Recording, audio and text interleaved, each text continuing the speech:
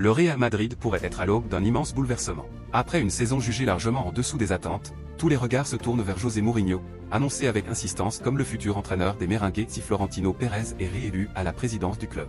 Plusieurs médias affirment même que le Portugais a déjà commencé à travailler sur son projet sportif et qu'il a transmis à la direction une liste de joueurs dont il ne voudrait plus dans son effectif. Et si ces informations se confirment, le message est clair, Mourinho ne revient pas au Real Madrid pour faire de la figuration. Il revient pour reconstruire. Selon plusieurs rapports relayés ces derniers jours, 6 joueurs seraient déjà considérés comme transférables par le technicien portugais. Une décision qui provoque un énorme débat chez les supporters madrilènes, car certains en présence sur cette liste sont loin d'être des inconnus. Le premier joueur concerné serait Eduardo Camavinga. C'est probablement le nom le plus surprenant. Depuis son arrivée au Real Madrid, l'international français a démontré des qualités exceptionnelles. Polyvalent, capable de jouer au milieu, latéral gauche ou même dans des rôles plus défensifs, Camavinga a souvent été considéré comme l'un des piliers du futur du club.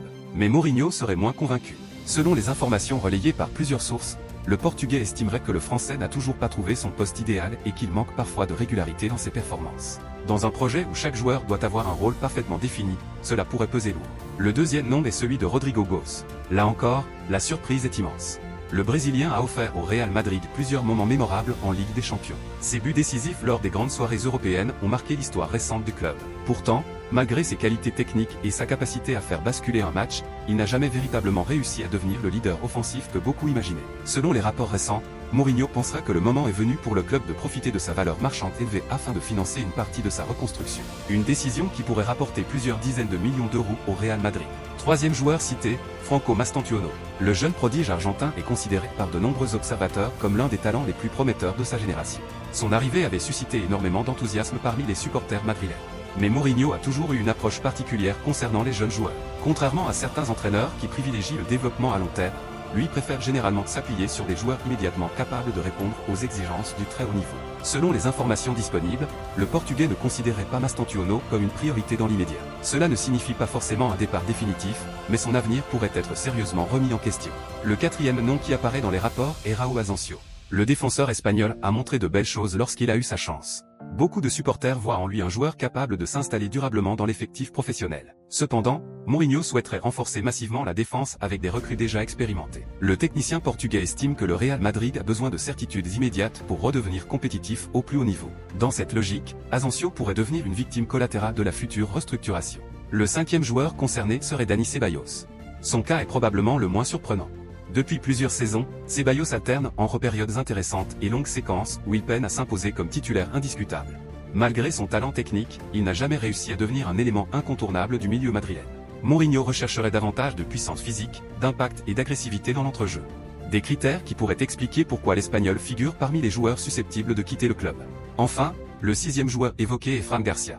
Le latéral gauche est revenu au Real Madrid avec l'ambition de s'imposer durablement. Malgré plusieurs performances encourageantes, il n'a jamais totalement convaincu qu'il pouvait devenir la solution définitive à ce poste. Or, selon plusieurs rapports, le couloir gauche fait partie des secteurs que Mourinho souhaiterait renforcer en priorité. Si de nouveaux joueurs arrivent, Fran Garcia pourrait rapidement perdre sa place dans la hiérarchie.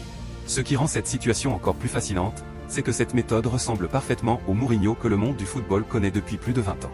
Partout où il est passé, le Portugais a toujours cherché à imposer sa vision sans compromis. Les statuts ne l'impressionnent pas. Les noms sur le maillot ne l'impressionnent pas. Ce qui compte pour lui, c'est l'utilité du joueur dans son système.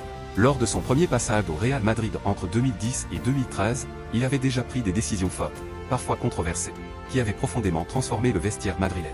Malgré les polémiques, il avait réussi à construire une équipe capable de rivaliser avec le grand Barcelone de Pep Guardiola et d'offrir au club un titre de champion d'Espagne historique.